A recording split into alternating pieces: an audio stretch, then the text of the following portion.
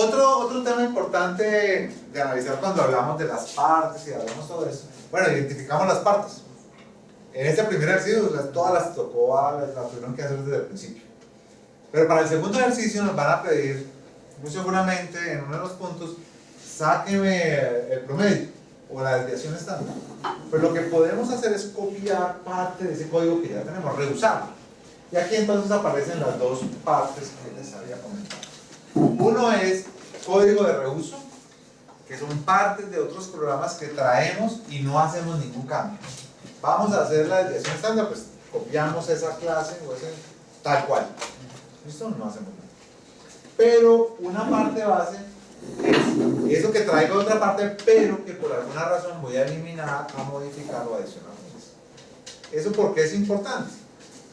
Porque las partes reusadas, les comentaba ahorita, cada vez que yo las adiciono a mi programa, pues me adiciona en tamaño, pero no me adiciona en esfuerzo. Yo no he gastado tiempo en crear esas líneas. Por tanto, cuando yo cuente todas las líneas de mi programa, tengo que restarle esas. Y las partes bases son partes que yo he copiado de otra parte, digamos que en principio todas esas yo no las he hecho y no he gastado esfuerzo. Pero sí he gastado esfuerzo si he modificado o si he adicionado líneas a ese código. Entonces tengo que tener en cuenta quitar la parte que copié y que no modifiqué y adicionar las líneas para calcular exactamente las líneas de código que estoy haciendo o que pienso hacer. Entonces también hay que definir eso. Cuando hacemos el análisis, ustedes deben definir si van a reusar partes de otro código o si van a utilizar código base. Código base para la aplicación. ¿Estamos? ¿Preguntas, comentarios? Bueno, entonces veamos un poquito más aquí este resumen. Simplemente se los muestro. Es una copia tal cual de lo que está en el curso. Pero es para que la clasifiquen los tipos de líneas de código como las vamos a ver, porque en el programa donde metemos los datos y él hace unos cálculos, utiliza eso. Entonces tenemos código básico, el que yo copio de otra parte, pero que puede ser o modificado, o borrado, perdón, o modificado. ¿Listo? Eso se llama traer código base y modificarlo. Tengo código nuevo, que creo totalmente nuevo en mi aplicación, y tengo código de reuso, cada uno pues con sus sitios. Código de reuso, que es aquel que traigo y no le hago ningún cambio, lo dejo tal cual. Si lo he hecho bien, pues he hecho mis métodos donde recibe parámetros y el cálculo y me devuelve algo. O sea, no tendría que modificar nada. Y aquí tenemos entonces que a partir de todo esto que tengo, me va a aparecer una categoría, que es realmente la que me interesa, es el esfuerzo que voy a hacer, que es todo aquel código que adiciono y modifico. Ese es el esfuerzo, porque lo otro que copio eso no es esfuerzo que yo hago. ¿Listo? También podemos definir si alguno de esos códigos que estoy haciendo podrá ser reusado más adelante, entonces podemos definirlo, se va a hacer un nuevo reuso. Y finalmente, tener el total de líneas, que recuerden, no es el total de mi esfuerzo, porque aquí está sumando reuso, está sumando base, está sumando. Y esos entonces son los tipos de líneas de código. Entonces, ¿qué tendríamos que hacer? Hasta ahorita hemos estimado, pero ¿cómo puedo yo ya en este momento definir cuántas líneas he hecho? ¿Ustedes qué hicieron para definir cuántas líneas de código hicieron? Cogieron el programa y empezaron a contar, ¿sí o no? ¿O qué más hicieron? Pero entonces, pregúntenme ustedes, ¿cómo hacen ustedes un condicional en C? En C no más. ¿Condicional? ¿Un if? ¿Qué hago? ¿Abro paréntesis? Sí. Abro paréntesis y hago la pregunta. Supongamos A mayor que B. ¿Y qué va ahí? Abro corchete. Ahí está. Se le cruzaron los cables, hermano. Pero miren qué puedo tener. Yo podría colocar, ustedes me dicen si sale un error, colocar el corchete aquí. Y empiezo a escribir mis líneas acá. Y hago el corchete. Suponga que aquí hice dos líneas. Dije T igual A más B. Y dije B igual a B dividido 2. ¿Cuántas líneas de código escribí? 3. No, ni 5. 305. Claro, pues si ya las cuento línea a línea serían 5. 1, 2, 3, 4, 5. Pero realmente deberían ser 3. Ahora, si pensamos en que yo voy a hacer una automatización del conteo de líneas, o si usted me dice a mí, cuéntelas usted, yo cuento 5, pero si las cuenta yo, no, pues son 3 realmente. Los corchetes no son líneas realmente. Entonces lo que deberíamos hacer es poder tener claro cuál va a ser nuestro estándar para escribir, para que eso quede claro. Lo vamos a hacer así. Entonces cuando contemos, pues simplemente decimos no contamos los corchetes que están solos. O definimos de una vez nuestro estándar. Y lo que decimos es que El corchete arriba. corchete arriba para que me cuente una sola línea, Código. A más B igual a T, y A es igual a L 2 y corchete acá. Y ahí sí están las 3 líneas. Sí, que fue el punto y coma ahí. Punto y coma en el En todo eso. Bueno, ya está. Miren entonces que si definimos eso como un estándar, si siempre lo hacemos igual, pues siempre vamos a contar 3 líneas. Lo haga yo manual, lo haga usted manual, o lo hagamos en un programa. Es más, no hay una forma para hacerlo solo una línea que es poniendo punto y coma después siguiente. Ah, pero entonces ahí sí sería, ese sería el caso contrario. ¿Qué tal si hacemos esto así? Entonces T igual a más B, punto y coma, A igual a A dividido 2, Punto y coma. cierro, punto y coma, sí. Entonces me queda una línea, entonces tampoco, ¿cierto? Tampoco yo voy a decir que en una línea metí todo mi esfuerzo, porque realmente deberían ser 3 líneas. Entonces, esto también se sale en estándar. Entonces, ¿cuál es la propuesta acá? Primero, para que nuestro estándar de manejo de líneas y conteo, pues deberíamos hacer un estándar de codificación. Eso porque PSP lo va, digamos, nos lo sugiere para que cuando contemos líneas, automáticas o no automáticas, siempre digamos que es lo mismo. Y no que una persona lea una cosa. Entonces, no, pues yo digo que yo hago más líneas por minuto porque estoy colocando corchetes. Y finalmente lo que estoy es engañándome en productividad. Eso no es un tal. O aquí me estoy robando. Aquí estoy diciendo, yo hago una línea cada 2 minutos. Pero realmente es que estoy metiendo cada 5 minutos. Y lo que estoy metiendo toda la lógica en una sola línea. Entonces, la solución de eso es el estándar. Pero hago un paréntesis ahí para decir que esa no es solo la solución de PSP. Ya hablando un poquito más de ingeniería software y de buenas prácticas de desarrollo, las buenas prácticas de desarrollo nos invitan a que el código sea estándar o para nosotros mismos o para cuando trabajemos en grupo, porque eso lo que hace es que todos vamos a leer lo que vemos en un código igual. Cuando alguien hace alguna adición va a seguir la misma línea y no va a hacer algo que nadie entiende. Entonces, estándar en codificación de todo tipo, de tabulaciones, de signos, pero de manejo de variables, de todo lo que sepamos. Entonces, esa es una invitación a hacer el estándar. Para este punto, la invitación es tengamos un estándar para saber cuántas líneas y poderlas contar claramente.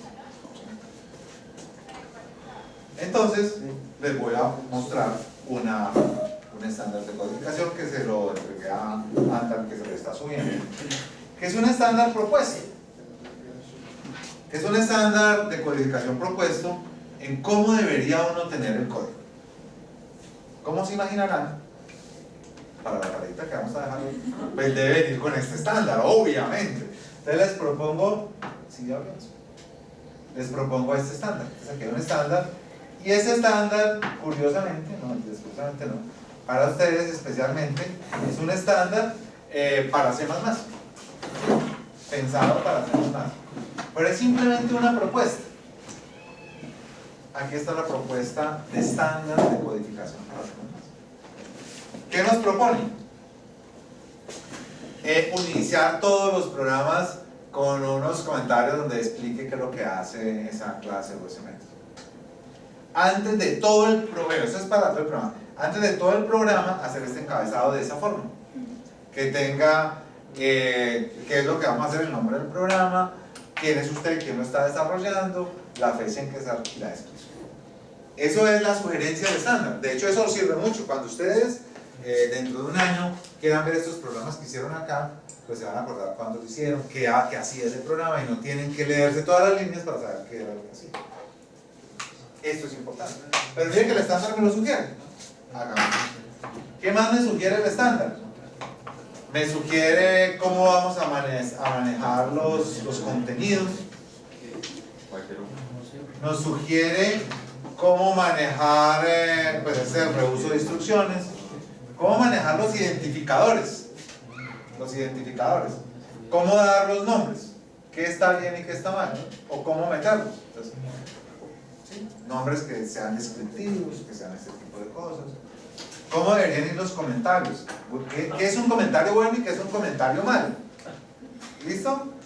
¿Qué significa una sección? Y empezamos a leerlo. Y miren que el estándar me dice cómo lo deberíamos hacer, qué está bien hecho y qué está mal hecho. Si alguien coge el estándar, que es lo que espero que hagan ustedes, coge el estándar, pues ustedes lo que deben hacer es llevar sus programas con esta idea. Ustedes deberían ver cómo debo hacer la indentación. Aquí proponen que sea abriendo, haciendo un tabulador de tantos espacios, pero finalmente ustedes pueden definir su propio estándar. Lo importante es que uno lo haga y lo utilice, y lo haga siempre igual. ¿Cómo manejamos los comentarios? ¿Cómo manejamos el tema de las letras mayúsculas? ¿Qué va al principio? ¿El mayúsculo al principio? ¿O va cuando tengo dos palabras que se unen? Entonces la segunda es la que va mayúscula para identificar que hay dos palabras unidas. ¿Qué defino? Eso, vuelvo y digo, no es que sea una obligación, pero lo que sí hay que tener un estándar propio, basado en este o basado en lo que ustedes hacen. Aquí está el estándar. ¿Cuál es la propuesta? La propuesta es que ustedes definan su propio estándar, pero eso no lo vamos a hacer. Lo que yo les propongo es que utilicen el estándar que está aquí propuesto para C++. Y con esa propuesta de ellos, pues hagamos nuestro próximo programa. Y nuestro próximo programa para poder hacer un conteo de líneas saliendo de la. Pero lo ideal, vuelvo y les digo, lo ideal es que cada uno defina su propio estándar. O cuando uno trabaja en grupo de trabajo, que el grupo de trabajo tenga su estándar. O cuando uno trabaja en una empresa, que toda la empresa tenga su propio estándar. Eso es lo ideal. Para que siempre todos los programas queden iguales. ¿Listo? Solución para saber claramente esa cantidad de líneas, la productividad que yo tengo. Más o menos.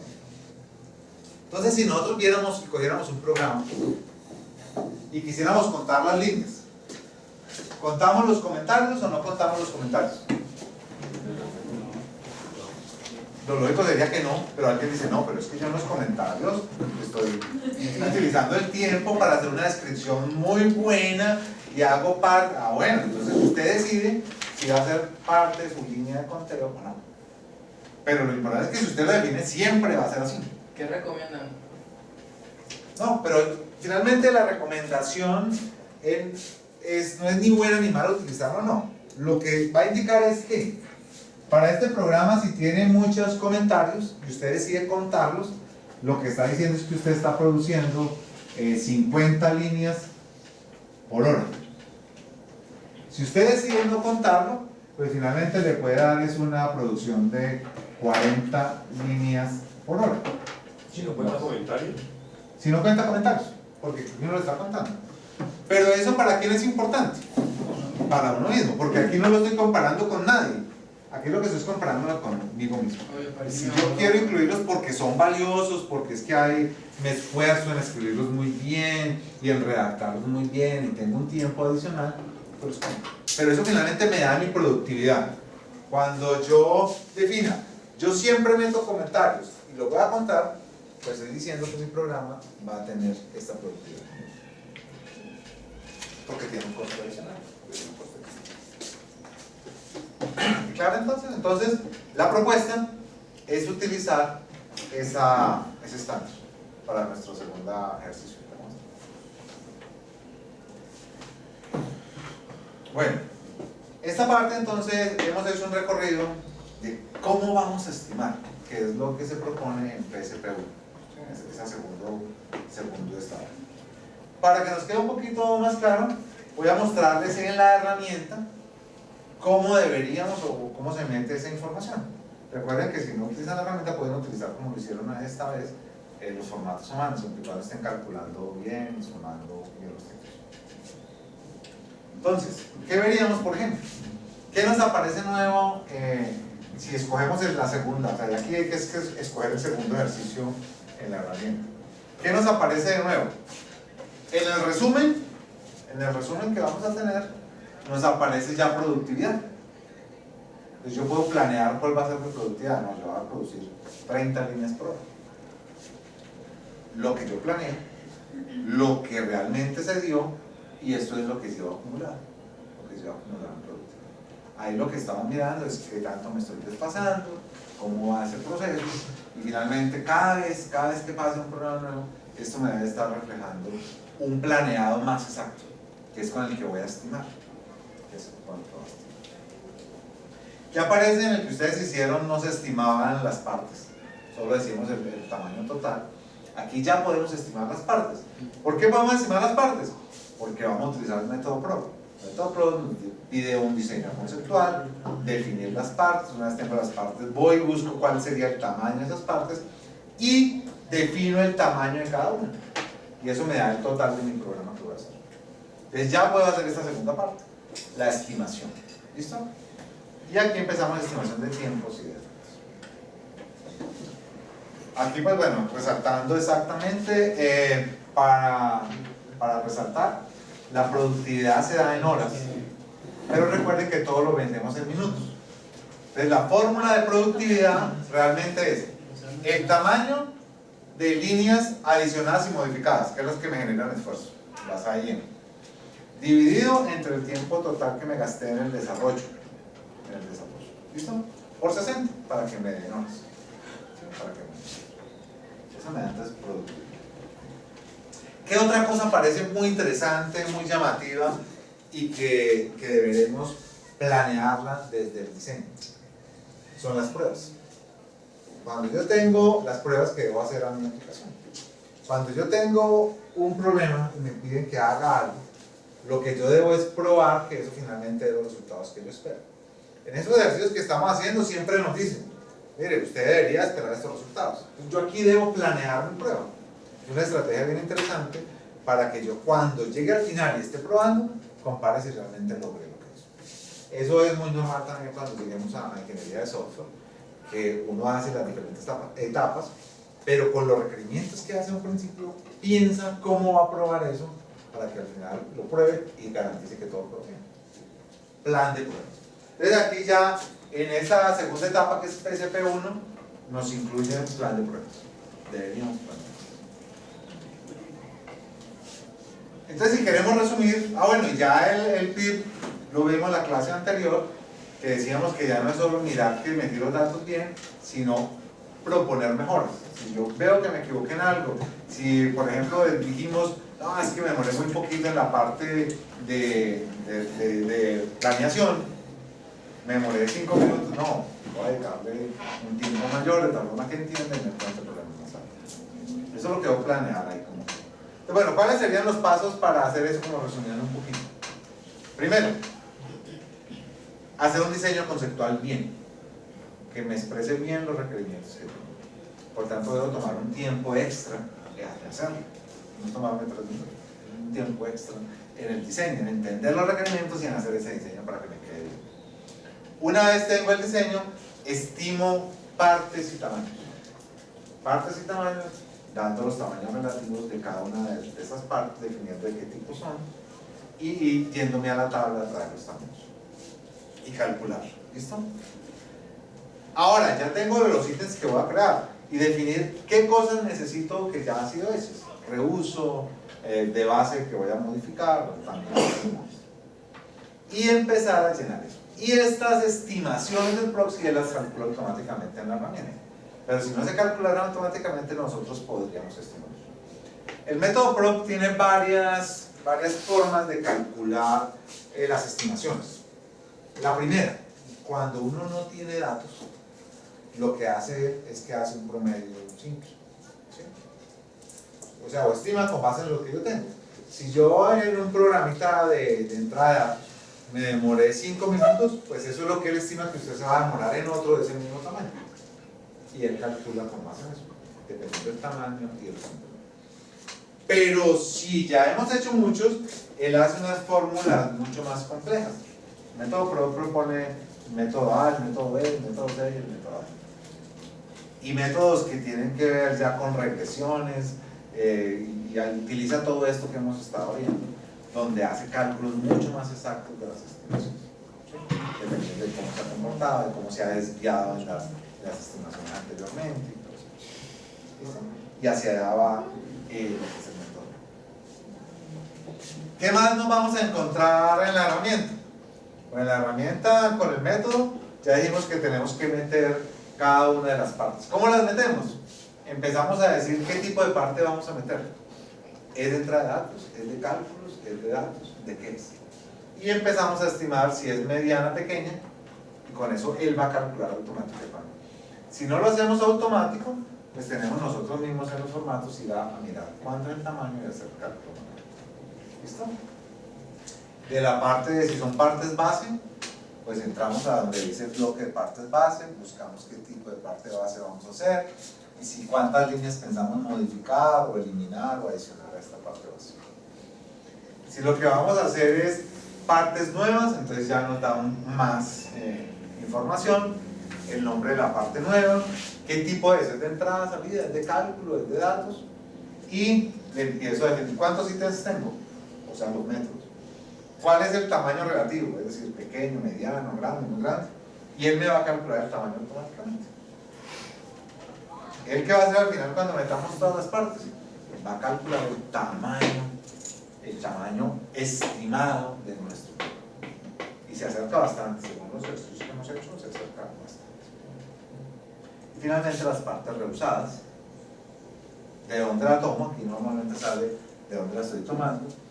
¿Cuál es el valor planeado? Pero que finalmente, si mira hacia el vector, debería ser el mismo, porque ese es el tamaño que tiene donde está originalmente. La parte de la desviación estándar fueron 10 líneas. Pues si yo lo voy a reusar y no le voy a hacer ningún cambio, pues van a ser 10 líneas. Ahí lo debemos hacer. ¿Listo? Y finalmente, él, con este método PROP, va a hacer la estimación, o si es por el método A, que es simplemente traer un promedio normal, o por otros métodos un poquito más complejos por las estimaciones que hace, y empieza a estimar cuánto va a ser el tamaño de todo el programa. Este es ya cuando hablamos de R0, bueno, son regresiones que hace solo cuando tengo suficientes datos para hacer regresiones, que se calcula la información estimada mucho más exacta. Y bueno, y finalmente, cuando hacemos este ejercicio, él lo que hace es que una vez estimamos todo con el método PROP, lo lleva a mi resumen de proyecto, colocando las estimaciones y esperando que al final nosotros, cuando hagamos la etapa de postmortem, metamos lo que realmente sucedió, cuánto nos gastamos en tiempos y en líneas de código, tamaños reales de nuestra aplicación. ¿Para qué lo quiere comparar? Para ver cuánto se está desviando esa proyección que estimó antes. Y cada vez lo va ajustando más. Es lo que hace un ajuste cada vez mayor de la estimación. Con 3 programas que hagamos, la estimación puede tener un margen de error grande.